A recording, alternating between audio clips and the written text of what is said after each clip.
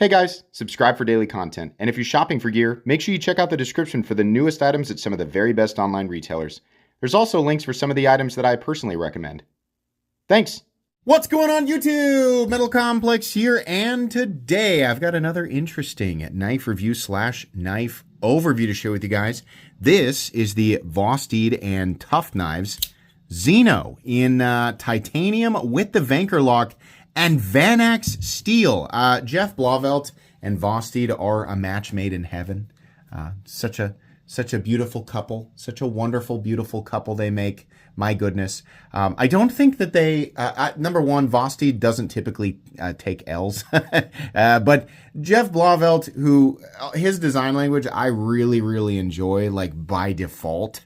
He and I have talked about him doing a custom for me for a while. But when you combine that with Vosteed, a company who takes everything seriously, makes cool knives, their own in-house stuff, prices things correctly, is willing to work with good materials and heat treat them properly, at least, you know, on paper, we're going to have them, you know, checked here by Taylor and Company. I'm sure they'll be fine. But this is just a really good combination of things. And I'll go ahead and apologize at the beginning of this review. Well, actually, you know what? Maybe it sold out like before I even unboxed this. I don't know. I checked and it was sold out. That doesn't mean that these are gone. In fact, I'll have these linked down in the description, or you guys can go and check. Perhaps they'll restock them. But you guys can go check if you want to. It does help my channel when you use those links, but that's entirely up to you. My point is, it doesn't surprise me that these are sold out. Typically, these super premium Tuff knives and Vosteed collaboration knives, like, they sell out quickly. But with this being a combo Vanker lock and Vanax, like with the other two, is kind of a quadra. You call that a quadrifecta or quadfecta? I don't know. Whatever you want to call it. Yeah. Planet aligning. That's why these aren't available at the moment. But I'll still link it down there. Thanks to Vosteed for sending this in. Thanks to my patrons for supporting me here. Gosh, I've got everything put away like I'm not going to do a review. Let's go ahead and measure this thing. Overall length coming in at about 8 inches. Blade length 3.5. Cutting edge about 3.35. Let's do some size comparisons. Any custom scales you find in this section can be found down in the description under Original Goat and others. Up against my full size and compact Excalibur, you can say it's right in between. A nice size. Let's put it up against the Spyderco PM. Well, this is the Para 3. This other one here is the PM2. A little bit shorter than the PM2. And then finally, we'll put it up against the Benchmade Griptilian. I gotta move my sunglasses out of the way. Benchmade Griptilian, or in this case, the Ritter Hogue and the Hogue Deca. How is the action? This Vanker lock bearing action is phenomenal.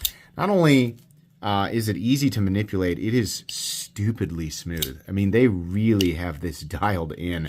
The action, thumb flicking and reverse flicking with that Tuff knife signature opening hole that kind of gets tucked under the frame. It does look good that way. It's such a funny little detail that seems to be exclusive to knives that are designed by Jeff Blauvelt, but that funny little detail really does add that, you know, that Tuff knives characteristic, and it just looks good. I like it. But ease of manipulation is on point here. The detent that is created within this knife, it just really feels good. Flicking it out is awesome. You can also very easily roll this out while the detent still feels nice and clicky. Very, very good. No complaints there. Carry profile. Thickness up against the Spyderco Para 3. This knife has got a little tiny bit of extra beef, but not much. Length and height up against the PM2 and Para 3. This is a full-size knife, and it is full titanium. It might be too heavy for some people, but it does come down to a nice compact size. Really, it doesn't take up an enormous amount of space in your pocket versus a lot of other full-size knives on the market right now. Now, we are once again in a situation where my scale has found its way to the ether. And I'm doing my best not to scream the F word at the top of my lungs right now. Eventually, the scale will pop out and say, here I am. In fact, here it is right here. Oh, you have, scale, you have saved yourself at the moment. But as soon as we're done with the review, I'm going to break you over my knee. I don't understand why this thing is always misplaced. I believe actually that Toy Story is not fiction. I believe that Toy Story is the truth. I think all toys and inanimate objects come to life the moment you turn around or leave the room, and they cause all sorts of ruckus. I think that the scale being gone when I need it is nothing short of a terrorist plot, with the main target being my sanity, and you're going to suffer for it. So if you see a new scale after this review, you'll know that I went ahead and carried it out, and that I had to purchase a new scale, not only for my sanity, but to send a message to the rest of the complicit inanimate objects in this room who seek to conspire against me. Anyways, I'm losing it. I hope Jeff sees this video. I hope he does. Okay. Anyways, his scale's like, okay. 4.8 ounces. I mean, it's heavy, but it's not crazy heavy. It's not insane, right? Let's go ahead and do a hardware check. I'm going to get out my tools as per usual. My tools are very inexpensive and very recommendable. You can find them right down in the section of my description that talks about the tools I use on this channel. So this actually has mostly, like, again, to get in all the way into the banker lock, which is not easy. You do have to take these two screws off here, and these are going to be T6. We've covered that many, many times. Your actual body screws, there's only 2 body screws, and they do thread all the way through to the titanium over here. It looks really nice. It's nice how they've sort of shaved those off and kind of integrated it into the aesthetic of the handle. We also have a hidden screw underneath here, 2 hidden screws. They look to be T6 as well, holding in the pocket clip. The end result here is a very nice, clean aesthetic. Might be a little bit tricky to get into, but a nice, clean aesthetic, and you're not completely locked out of the knife if you really want to get in there. As long as you have the right tools for the job, you should be good to go. Let's go ahead and measure the blade stock thickness and get into the meat and potatoes here. Okay, we got 0 out. This is what I'm talking about. That's what I'm talking about. Huh? You comply. Here we go. Friggin' this thing and my scale are in cahoots. 140 thousandths. All right. Meat and potatoes time. We have a very nice, clean, streamlined aesthetic. I do like the texturing here. Not too busy, not too over the top. There was a period of time where Kershaw, I'll use them as an example, they had a weird thing where all of their knives looked like a bunch of accumulated space junk, and there was a lot of like overlays and weird things together. It's like, why are we doing this? It's too busy. That's an example of an aesthetic I don't like. This is very clean and consistent. I do like this a lot. This almost kind of GTC. It's very it's not quite as extreme as GTC, but we have a long Wharncliffe blade with 2 separate edges, right? We have this initial straight edge, and then we have this one out here. I'm not sure exactly which, what scenario that would be useful in. Really, the end result here is that it's going to create work for the end user who wants to EDC this and resharpen it all the time. Eventually, you're probably going to sharpen this out, and it's just going to be one consistent edge, which isn't the end of the world. But if you do want to maintain those 2 separate edges, you will have to put in some additional work. This is Vanex, though, so it won't be too much work. Vanex is very friendly when you're sharpening. Vanex is one of my favorite steels of all time, very similar to MagnaCut. Not quite the same edge retention or toughness, but it is superior in corrosion resistance, and it's very close within this perimeter here of all of those little things. Vanex comes in at a maximum hardness typically between 60 and 61, while MagnaCut tends to be optimal between 62 and 64. Vanex will actually have slightly better retention than MagnaCut if MagnaCut is heat treated at, I think it's 62 or less, but at 63 or 64, MagnaCut is superior to Vanex slightly in terms of edge retention. So again, the main differences here: Vanex, better corrosion resistance, which is crazy because MagnaCut's already better.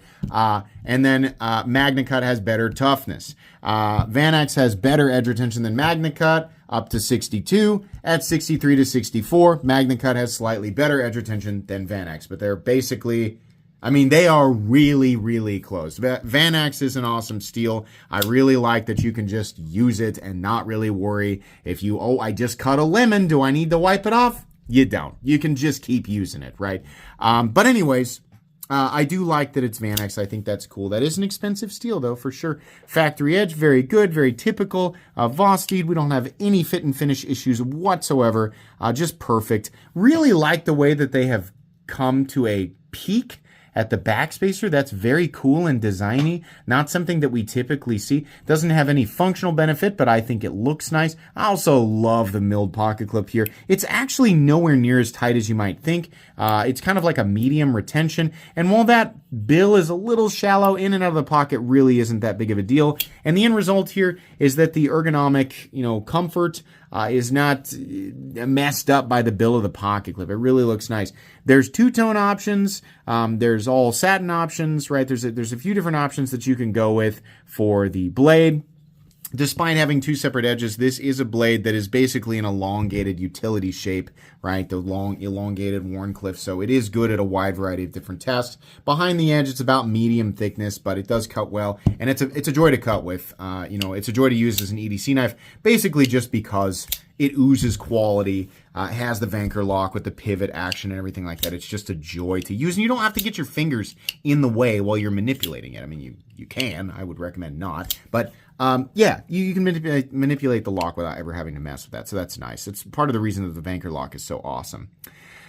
We have a stop pin that is located in its traditional spot with a little bit of shouldering. The stop pin in the closed position is once again, I think, right behind. I think it's like sucked way in there underneath. That's what it looks like to me. I don't see any marks closer to the initial cutting edge that would suggest otherwise. I think it actually seats deep within that divot there. We'll take a look from underneath.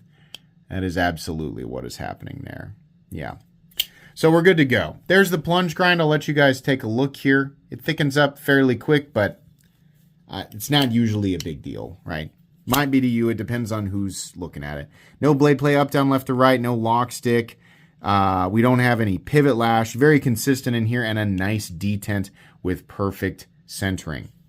There was another thing that I was going to... Oh, yeah. As far as choking up on it, it's kind of the same as other Vanker lock knives. If you're going to choke up, you have to pay attention to where your index finger is.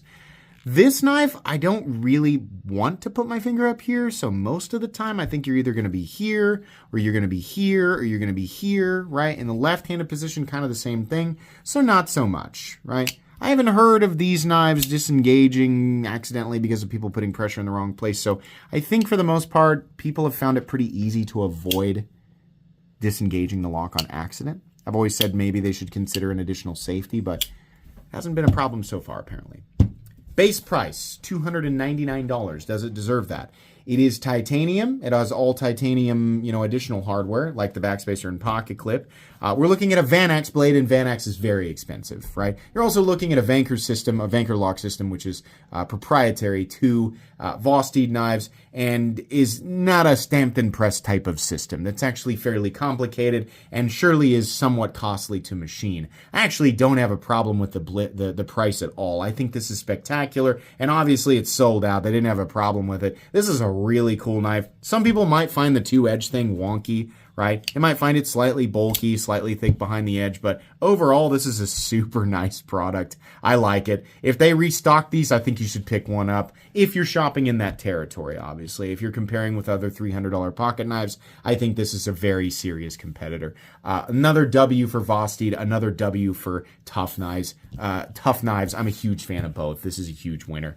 It'll go in my recommended knives playlist. That's going to be it today, guys. Please make sure to follow me on Instagram at metal_complex. If you enjoyed this video, leave a like. If you'd like to check out my other content, I do, of course, have lots of videos of knives that are either expensive or inexpensive that I do or don't like, so check those out. And if you enjoy all my content, go ahead and click on that Metal Complex logo right there and subscribe, because there's definitely more coming. Thanks again for watching, everybody, and have a great day.